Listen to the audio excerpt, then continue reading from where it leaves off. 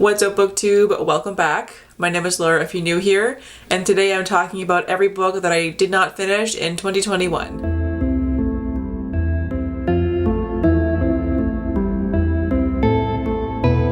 So if you've been watching my channel for a while, you probably know that I DNF a lot. Like, probably too much, to be honest. Like, usually if I'm not feeling the vibe of a book within like the first 3 or 4 pages, I will DNF and I feel no remorse for it. There are just too many books that I want to read to spend time reading books that I'm not really enjoying. So like, I don't care if I'm halfway through, I don't care if I'm 2 pages in. If I'm not feeling it, I will DNF that shit immediately and never look back. There have been times where I've DNF'd literally like 20 books in the span of a week because I'll start them, get like 2 pages in, and then be like, nah, and DNF, and then just over and over again. That has happened so many times throughout my lifetime, and like, honestly, yeah, I don't feel bad about it. I know some people like refuse to DNF, and my question to you is, why do you hate yourself? Joking, obviously. I understand why people want to see things through. You know, I think it's good that people want to like read the entire thing before passing judgment on it. So kudos to all of you guys who push through books that you're hating, but I personally don't want to do that, so I don't. Is it possible for a book to like turn it around in the last half and like really surprise me? Absolutely. But do I want to suffer through however many pages to get there? Not particularly. But with that said, actually last year I DNF'd a hell of a lot less than I normally do. I really don't know why. I just didn't end up picking up a lot of books that I didn't like. There's still like quite a few of them, don't get me wrong. There's still 16 books on this list that I have. So still quite a bit, but like not as much as it would normally be in previous years. Maybe I'm just like getting better at knowing my own reading tastes, no idea. But either way, I didn't DNF as much as I would typically, so that's good, I guess. Now, I am notoriously bad for keeping track of my DNF, so I did try a little bit harder this year, and I did for the most part, but there are definitely a few books in here that I did not track that I have now forgotten about and will never think about again, so those are just gone. So at least for the ones that I tracked, I DNF'd 16 books in 2021. So let's get started with the first one, which is Slippery Creatures by KJ Charles. This one is a historical mystery. I think it's set in like the 1920s, I think it is, and it's a male-male romance. So it sounds like it's something that I would enjoy, but I keep forgetting that like I like mystery books as an idea and not so much actually reading them. Literally every time that I've tried to read a mystery, I'm hyped for the premise of it and then I'm bored immediately. I don't care about mystery elements to it. It's just not that interesting to me. Plus, I'm not that big on like historical stuff outside of fantasy books. If it's not a fantasy historical, then I probably don't want to read it. It's just not interesting to me. Sorry.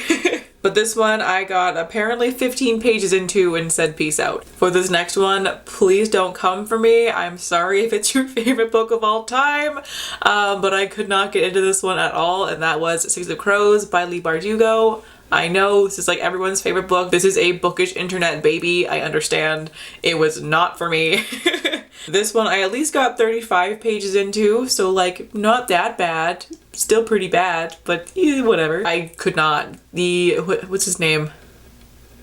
His name just left my brain, but the guy with the cane, the main character, is just the most angsty, ridiculous character. It was going through that whole like first scene there where he's being all like dramatic and stuff, and I was laughing. I was laughing hysterically the entire time. My roommate came into my room and she was like, dude, what the fuck are you laughing at? And I read her the scene and she was also laughing at it, and it was so bad. It was so bad. It was just so overly dramatic and ridiculous, and like I was just picturing these like fucking like mob bosses who were like some of the most badass people around being terrified by a 16-year-old. Like, it was just so stupid. I couldn't do it. And next up is The Gilded Ones by Namina Forna. I so badly wanted to love this one. This book got so much hype. The cover is stunning. The premise is fantastic. And then I read it and like the main character was so goddamn irritating that I could not get into this one. I got through 20 pages and I couldn't do it anymore. She was so annoying. I forget exactly what it was about her that just rubbed me the wrong way, but just something about her was just,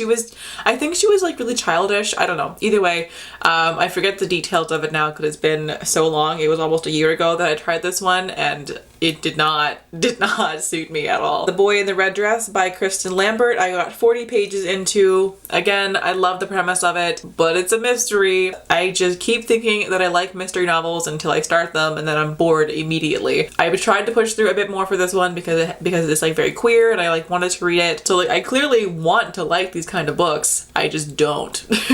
Beast Made of Night by Tochi Onyebuchi. This one made me angry. I got 140 pages into this book. I got 50% of the way through. I was literally at the halfway mark and I DNF'd it and I was so mad about it. Nothing happened. Literally nothing happens. I was halfway through this book and there was no plot. None. Literally none whatsoever. It was all just world building and like introducing the characters and like the main character just going around being an asshole to everybody and just like not doing much, just kind of dicking around, you know, having a good time. Not actually. It was having a bad time, but that's besides the point. But yeah, like there was zero plot to it at all. And like the plot finally kicked in like 4 pages before I DNF'd. But by that point, I didn't care at all. I was finally getting to see where the plot was going and like no fucks were given. None whatsoever. And I just like angrily closed this book or like closed the ebook. I just like swiped away like, no. And like never looked back. I was so mad about this one. Like, just the anger that I felt that I spent so much time reading this book. And like, I hated the main character too. He was so annoying. Just the fact that I had to sit through 140 pages of this annoying ass main character and then to get nothing out of it in terms of plot. Anger. So bad. This next one, again, I'm sorry. I know this book is beloved by so many people and this is not the book's fault. This is a me problem. But I DNF'd The City of Brass by S.A. Chakraborty at 168 pages. I'm sorry. Again, not the book's fault. The book is, you know, objectively really good. I can see why it's so well loved. I just really don't like adult fantasy that much. It's too heavy for me. It's too much happening. I like to read YA because it's more fun and whimsical. It's not so like dark and serious. Like there's definitely those elements to it, but like not as much as in an adult fantasy. Plus this one was so political and like, even in YA fantasy, I'm not a big fan of political fantasy books. I can barely wrap my head around my own country's system of government, let alone trying to figure out some fantasy world's government. It's confusing to me and then like, I'm not having fun when I'm confused and I read for fun, you know? So like if I'm not having fun reading the book, then I don't want to read it. So yeah, that was the main problem here. It's really just a me thing. There was too much politics happening. There was too much going on, too many characters, and I just couldn't keep up with it. So as sad as I had to DNF this one because I was so lost, honestly. When the Moon Was Ours by A.N. McLemore. I was so sad about this one. I got 178 pages into it and had to DNF. Again, I don't think it was really the book's fault. I think it was, again, a me thing. This one I was reading for the Queer Joy Book Club back in March, apparently. And I wanted to love it because I do love this author and like I love supporting queer books and everything. But I was going through quite a lot in terms of mental health at the time and this book was not helping. It was just very sad and like just had a lot of like triggers for me that I personally couldn't deal with. So again, not the book's fault. The writing was beautiful, the plot was great, the characters were interesting and dynamic and everything. It was just kind of my own life that stopped me from enjoying this book fully. Wendy Darling by A.C. Wise. I got 105 pages into. This one was an arc that I got from NetGalley, so I felt bad DNFing it, but I was really not having a good time with it. It's a Peter Pan retelling, kind of. It's more like a sequel. It follows Wendy as an adult. She has gone through a whole lot of mental health issues after the events of Peter Pan, and now she has a daughter of her own, and Peter came one night and told her daughter, and now she has to go back to Neverland to go and find her daughter and save her from Peter, who is evil apparently. Now this one I probably should have figured out that I wasn't going to like it because I have never seen Peter Pan. I barely even actually know the story of it. I don't really know what happens in Peter Pan, so I don't know why I thought it would be a good idea to read a story that takes place after the events of Peter Pan, but I thought it was a good idea, so I requested it on NetGalley and then ended up hating it. So I like the idea of Peter Pan, but every time that I try to read something to do with it, I don't like it. So maybe I don't like Peter Pan that much, but either way, this was not one for me. When You Get the Chance by Tom Ryan, I got through 30 pages of and swiftly DNF'd. Oh my god. The main character in this one was brutal. Oh my god, it was torture, honestly. And I'm so sad because this one I was looking forward to so much. It was one of my like most hyped books for the year because it's a YA contemporary that takes place at Toronto Pride, and like I used to live in Toronto for 4 years during university. I love going to Pride, and like it was just this book about these two teenagers just walking around Pride together and going to like all my old favorite coffee shops and hanging out together in my city, and I was so excited excited for it. And this one came out like during the time when Pride would have been taking place because of COVID. It was canceled last year, and I was really sad about it. And I was planning on like having this book be my Pride celebration, you know? And then I started it, and like, holy shit, I hated the main character so much. He was horrendous. He was just so annoying, and I couldn't deal with it at all. Like no, not for me.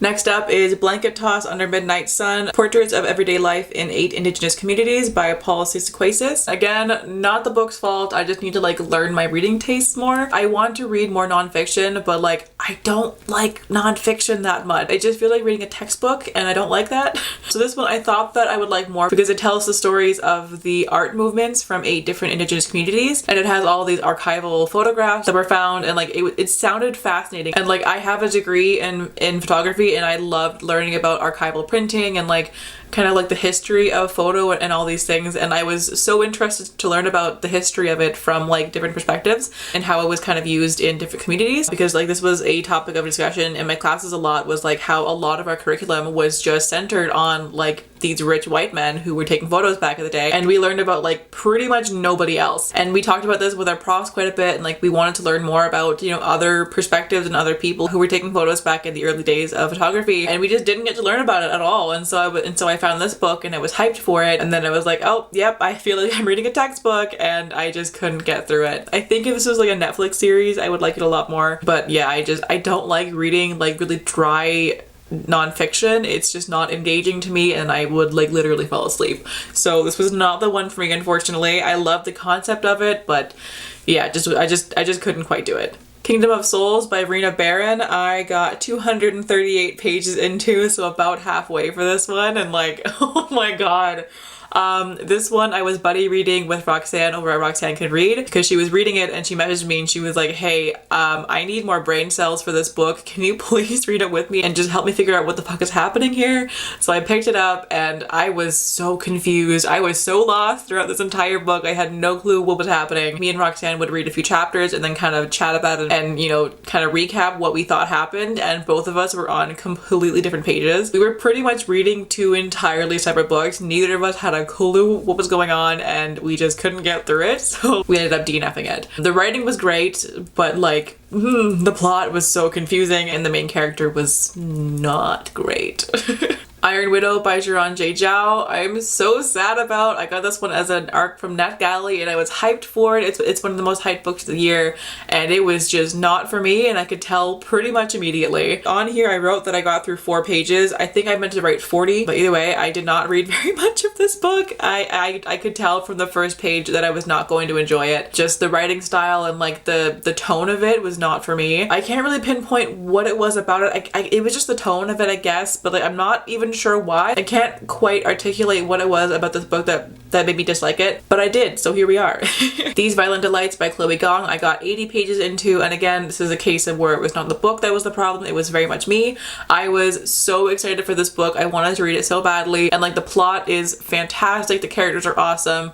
Everything about it was so good, but unfortunately it triggered one of my phobias. I have a huge body horror phobia, and this was like disgusting to read. I'm not going to go into details of it because I'm already feeling queasy just even thinking about it, but yeah, I couldn't do it, unfortunately. Major Detours by Zachary Sergi, not really sure. I got 70 pages into. This one is an interactive book that I got as an arc from NetGalley. My roommate is a big fan of interactive fiction novels, so I wanted to give it a shot, and I was just not vibing with it whatsoever. I was so bored. I didn't like any of the characters. I didn't mind the like interactive part to it. Quite frequently, a lot of the options, I wouldn't choose any of those ones, but I had to pick one, so it didn't quite do what I wanted it to do. It was just not for me. Hide and Seeker by Deka Hermon. I got halfway through, and again for this one, not really the book's fault. This is more of a me problem. I read half of this book in one sitting, and then I got distracted and like put it down for like 2 or 3 weeks, and then when I came back to it, I just didn't care anymore. So I had lost interest in it, so unfortunately I DNF'd it. And then the last book I am so sad about. It's Meet Me in Madrid by Verity Lowell. I got about 25% of the way through on this one, and I am so sad to DNF DNF it. I was so looking forward to it. It's a sapphic romance that takes place during a really bad snowstorm in Madrid between these two people who went to university together, so they were like academic rivals, and now they have met up and a very steamy romance unfolds from it. It sounded so good, and the first 25% was exactly what I wanted it to be. It was incredible. I love like academic romance novels because like smart people are hot as fuck.